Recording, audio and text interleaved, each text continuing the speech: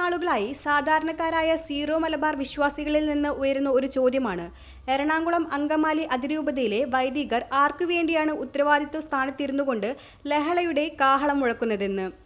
ദൈവത്തിന് വേണ്ടിയോ? തങ്ങളുടെ ദുശ്ശാഠ്യപൂർവമായ സ്വാർത്ഥ താല്പര്യങ്ങൾക്ക് വേണ്ടിയോ? തീർച്ചയായും ദൈവത്തിന് വേണ്ടിയല്ല എന്നുള്ളത് അവർ ആവർത്തിച്ച് പ്രയോഗിക്കുന്നു. ഞങ്ങൾ ഒറ്റയ്ക്കല്ല, ഒറ്റക്കെട്ടാണ് എന്ന പദാവലികളിൽ നിന്ന് വ്യക്തമാണ്.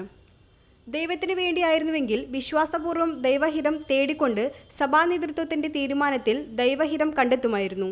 അവർ തങ്ങളുടെ സംഘടിത ശക്തിയിലും തങ്ങളുടെ അധികാരത്തിലും ആധിപത്യത്തിലുമുള്ള മികച്ച സാമ്പത്തിക സാധ്യതകൾ പേറുന്ന സ്ഥാപനങ്ങളിലും മറ്റും ഊറ്റം കൊണ്ടും ആത്മീയ സ്പർശം തൊട്ടു തീണ്ടിയിട്ടില്ലാത്തവരുടെ സഭാസ്നേഹം എന്തെന്നറിയാത്തവരുമായ അതിരൂപതാംഗങ്ങളായ ഏതാനും മെത്രാന്മാരുടെ പിന്തുണയിൽ പ്രതീക്ഷയർപ്പിച്ചുമാണ് മാർപ്പാപ്പയ്ക്കും സഭാസന്നിധിക്കുമെതിരെ യുദ്ധകാഹളം മുഴക്കുന്നത്.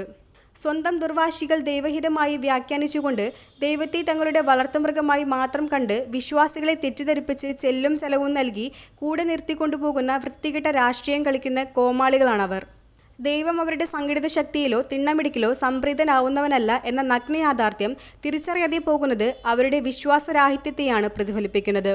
സ്വന്തം മഹത്വത്തിലും ആത്മശക്തിയിലും ആശ്രയിക്കാതെ ദൈവത്തിൽ സമ്പൂർണ്ണമായി പ്രതീക്ഷയും പ്രാർത്ഥനയും അർപ്പിച്ച് മുന്നേറുന്നവർക്ക് മാത്രമേ അവിടുന്ന് വിജയം നൽകുകയുള്ളൂ എന്ന ലളിത സത്യം മനസ്സിലാകാതെ പോകുന്ന വിഡ്ഢികളായിപ്പോയല്ലോ വിമതന്മാർ എന്നത് അത്യന്തം സങ്കടകരമായിരിക്കുന്നു. ന്യായാധിപനായിരുന്ന ഗിദെയോൻ അസംഖ്യം സൈനികളുമായി മിദിയാൻകാർക്കെതിരെ യുദ്ധത്തിന് പുറപ്പെട്ടപ്പോൾ ദൈവം പറഞ്ഞു, ഞാൻ നിന്നോട് കൂടിയുള്ളപ്പോൾ ഇത്രയും വലിയ സൈന്യത്തിൻ്റെ ആവശ്യമില്ല. ഗിദെയോൻ ദൈവം ആവശ്യപ്പെട്ട പ്രകാരം സൈന്യത്തിൻ്റെ സംഖ്യം 300 ചുരുക്കുകയും അങ്ങനെ ശക്തരായി മിദിയാൻകാരെതിരെ കീഴടക്കി തോൽപ്പിക്കുകയും ചെയ്തു. അതുകൊണ്ടാണ് ഫ്രാൻസിസ് മാർപ്പാപ്പ ഒരിക്കൽ പറഞ്ഞത്, ഭൂരിപക്ഷത്തിൻ്റെ ശബ്ദത്തിലൂടെയല്ല ന്യൂനപക്ഷത്തിൻ്റെ ശബ്ദത്തിലൂടെയാണ് പരിശുദ്ധാത്മാവിൻ്റെ വെളിപാട് നമുക്ക് തിരിച്ചറിയാനാവുന്നതെന്ന്. മറ്റൊരു വിധത്തിൽ പറഞ്ഞാൽ എല്ലാ സംസ്കൃതിയിലും ബഹുവചനത്തിൽ നിന്നല്ല രൂപം കൊള്ളുക, മറിച്ച് ഏകവചനത്തിൽ നിന്നാണ്. ഓരോ നോട്ടത്തിൻ്റെ പിന്നിലും ആൾക്കൂട്ടത്തിൻ്റെ ആരവത്തേക്കാൾ ഒറ്റപ്പെട്ട ചേതനകളുടെ ഊർജ്ജമാണ് ഉൾക്കൊണ്ടിരിക്കുന്നതെന്ന് ഒരു ചരിത്ര വസ്തുതയാണ്. കത്തോലിക്ക സഭയുടെ കരുത്തും കനലും വിശ്വാസത്തിന് വേണ്ടി ദൈവഹിതപ്രകാരം തിരോചിതമായി ജീവിച്ച് വിശുദ്ധരായി തീർന്നവരാണ്.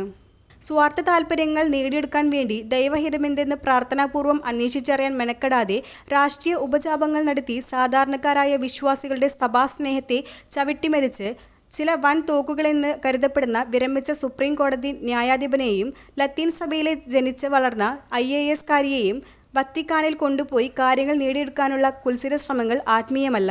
എറണാകുളം അങ്കമാലി അതിരൂപതയിൽ വർഷങ്ങളായി വൈദികർ മുഴക്കിക്കൊണ്ടിരിക്കുന്ന ലഹളയുടെ കാഹളങ്ങൾ സ്വാർത്ഥപൂരണത്തിനായുള്ള മണിമുഴക്കങ്ങളല്ലാതെ ദൈവഹിതം നിറവേറ്റാനുള്ള നിലവിളിയല്ലെന്ന് ഏവരും തിരിച്ചറിയേണ്ടതാണ്.